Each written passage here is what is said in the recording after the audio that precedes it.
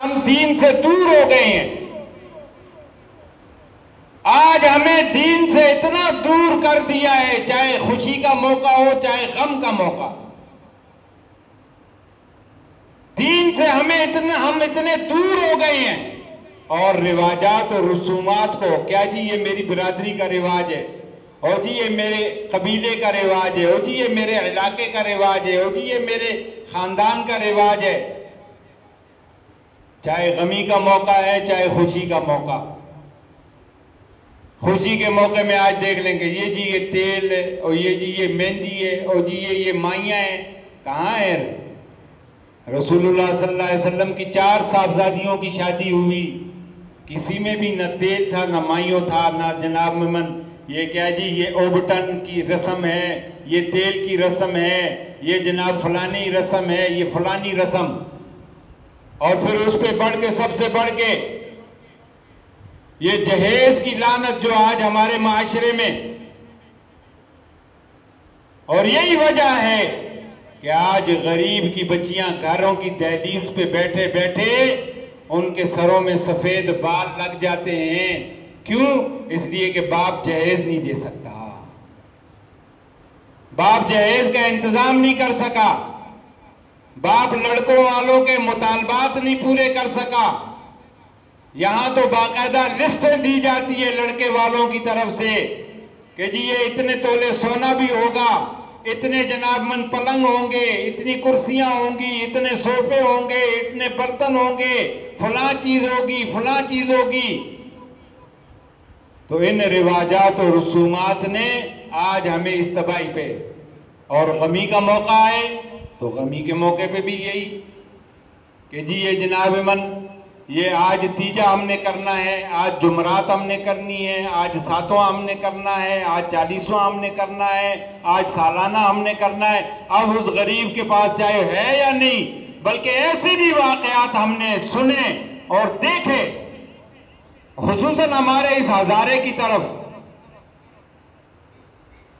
कि किसी का बाप मर गया, भाई मर गया, और वो आदमी गरीब है। इधर एक रस्म अब तो अल्हम्दुलिल्लाह काफी खत्म हो गई, पता नहीं आपके इस इलाके में है या नहीं, दौरान कुरान की, कि मैयत जब मर जाती है जनाजे के बाद वो जनाब मन कुरान की दौरान होता है। तो ऐसे ऐसे वाकयात भी हमने देखे कि मैयत मर गई, जनाजा हो गया, पीछे बेटे के पास या भाई के पास पैसे नहीं है वो इसकात करने के लिए, तो सूद पे पैसे लेकर वो जनाब मन क्या जी इसकात कर रहे हैं। क्यों भाई, क्यों कर रहे हो? और जी नहीं करेंगे तो बरादरी में नाक कट जाएगी, खानदान में नाक कट जाएगी। तो अर्ज ये कर रहा था कि आज हम दीन से बहुत दूर चले गए, रिवाजात और रसूमात में हमें इतना घेर लिया है कि असल दीन का अब कोई पता ही नहीं है। हालांकि ये दीन तो दीन रहमत है। रसूलुल्लाह सल्लल्लाहु अलैहि वसल्लम को अल्लाह ने नबी रहमत बना के भेजा, ऐसा है या नहीं? बोले ना, बोले ना भाई को। रसूलुल्लाह रहमतुल लिल आलमीन है या नहीं है? और रसूलुल्लाह को जो दीन अल्लाह ने दिया वो दीन भी सरासर रहमत है, वो दीन भी सरासर रहमत है।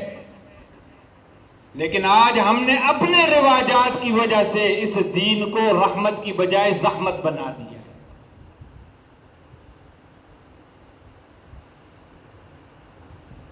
और उसमें गलती हमारी है कि आज हम दीन से खुद दूर हो गए, खुद दूर हो गए।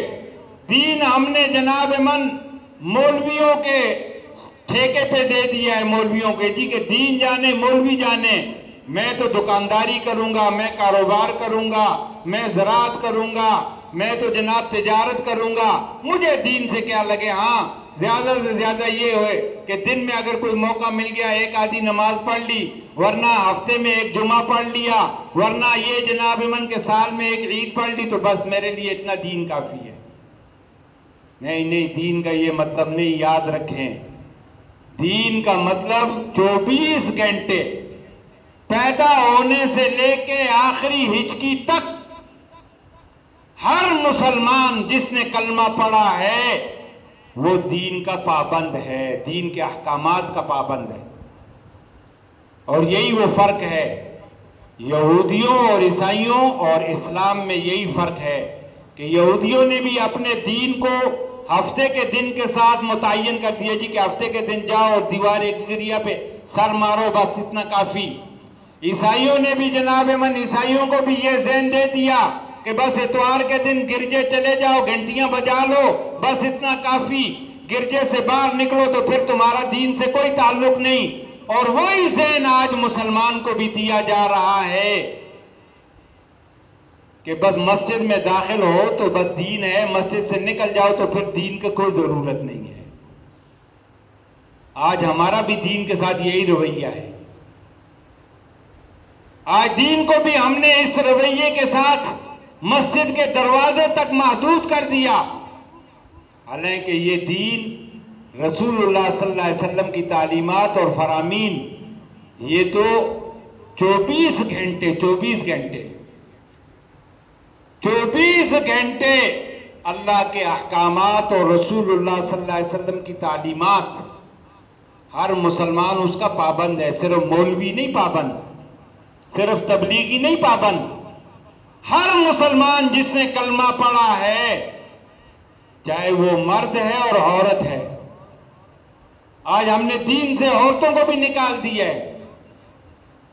हम कहते हैं कि शायद दीन मर्दों के लिए, औरतों के लिए नहीं। नहीं नहीं, याद रखो कि दीन जितना मर्दों के लिए है इतना औरतों के लिए भी है।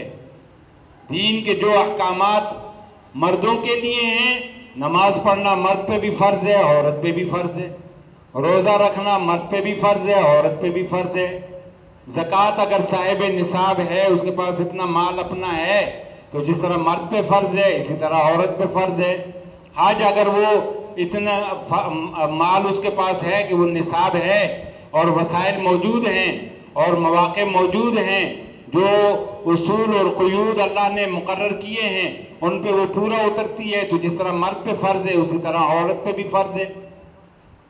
इसी तरह पर्दे की पाबंदी करना, झूठ न बोलना, गीबत न करना, चुगली न करना, हसद न करना, जनाब मन किसी का हक न मारना, किसी के साथ कीना न रखना। जिस तरह मुसलमान मर्द पे हराम है इसी तरह औरत पे भी हराम है।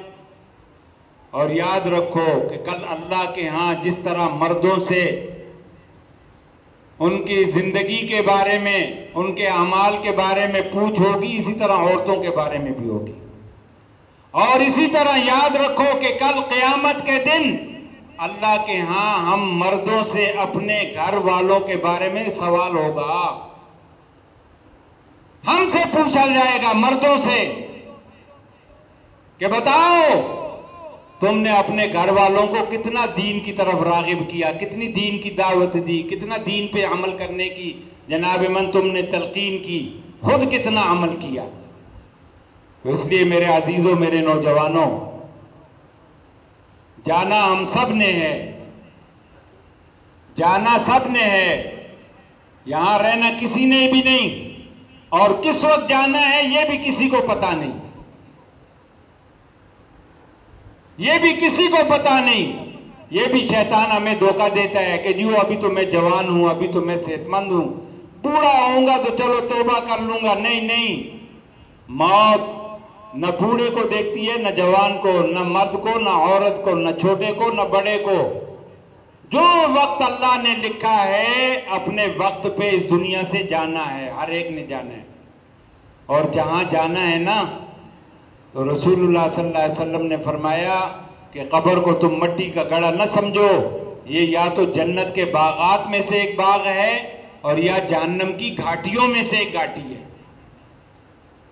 और वहां फिर जो सबसे पहला सवाल होगा, रसूलुल्लाह सल्लल्लाहु अलैहि वसल्लम ने फरमाया कि वो तुमसे सवाल होगा मर रब्बु का, बताओ तेरा रब कौन है। दूसरा सवाल होगा मा दीनु का, बता तेरा दीन क्या है। और तीसरा रसूलुल्लाह सल्लल्लाहु अलैहि वसल्लम की ज़ात अक़दस के बारे में सवाल होगा कि मा कुन्त तक़ूलु फ़ी हक़्क़ि हाज़ा रजुल।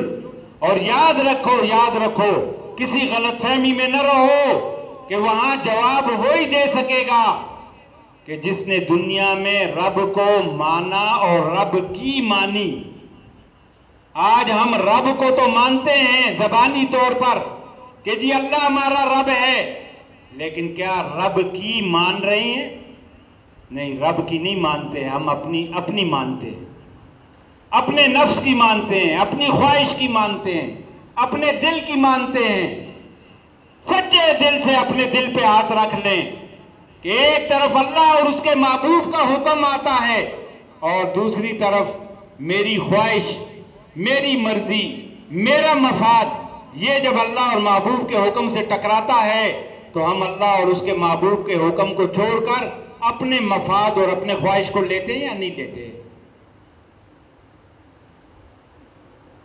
तो इसलिए मेरे अजीजों, मेरे नौजवानों, ये वक्त हम पे सब पे आना है और वहां सबसे सवाल होना है, सबसे, सिर्फ मौलवी से नहीं, हर इंसान से सवाल होना है, हर मुसलमान मर्द और औरत से सवाल होना है, मर रब्बो का, बता तेरा रब कौन है? दुनिया में किसको रब मानकर, किसकी मानकर जिंदगी गुजारी? तो अगर दुनिया में रब को और रब की मानी होगी तो वहां जवाब दे सकोगे। और जैसे कि जिस ढब पे आज हम जिंदगी गुजार रहे हैं, तो याद रखो कि वहां फिर जवाब नहीं आएगा, वहां फिर जबान काम नहीं करेगी, वहां फिर जबान साथ नहीं देगी, और फिर अंजाम क्या होगा? तो वो अंजाम आप हजरात ने उलमा से सुना होगा कि एक अजदहा जब डंग मारेगा तो 70 हाथ जमीन के नीचे चले जाएंगे। अल्लाह हम सब की हिफाजत फरमाए। ये वो मकाम है कि जिसके बारे में खुद रसूलुल्लाह सल्लल्लाहु अलैहि वसल्लम अपनी दख्त जिगर सैयदा फातिमा तो ज़हरा रजी अल्लाह ताला अन्हा से इरशाद फरमाते हैं कि फातिमा, फातिमा अपनी कब्र के लिए अभी से तैयारी कर लो, मैं मोहम्मद तुम्हारे काम नहीं आ सकूंगा। अगर फातिमा के लिए रसूलुल्लाह सल्लल्लाहु अलैहि वसल्लम फरमाते हैं कि कब्र में तुझे तेरा अपना अमल काम आएगा, अपना अमल वो तेरे काम आएगा, मैं मोहम्मद भी तेरे लिए कुछ नहीं कर सकूंगा, तो फिर हम अपना सोच लें कि हमारा क्या होगा। अल्लाह हम सबको अमल की तौफीक अता फरमाए। व आखिर दावाना अल्हम्दुलिल्लाह।